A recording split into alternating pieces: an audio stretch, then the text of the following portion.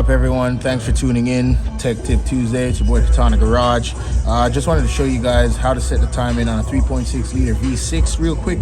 So this is my method, and this would probably help you out so you can feel a little bit more confident when you're doing timing, alignment, you're doing cylinder heads on a V6. So pretty much what you want to do before you remove anything, just make sure you set the motor to top dead center. Yeah, your number one piston all the way up top dead.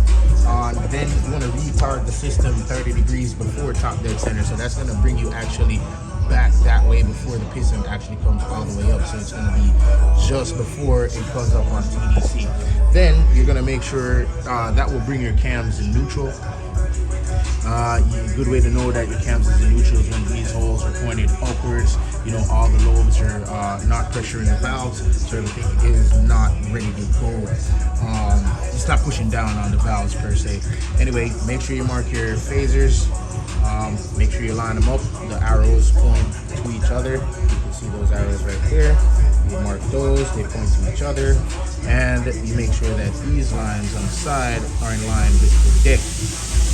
Forgive my angle, I can't really show you pinpoint, but you get the idea. Do the same thing on the other cam gears. Make sure those are marked. Make sure you mark the timing chain as well. Also, it's a good idea to mark the cam caps. So what I did was mark the cam cap here and then made a mark on the cam right there, so I know I'm in time when I put it back. Same thing goes for underneath here on the crank gear. Make sure you mark the crank gear to the chain so you know that everything is relative and uniform. You know it's in time to put it back. Make sure you don't rotate anything.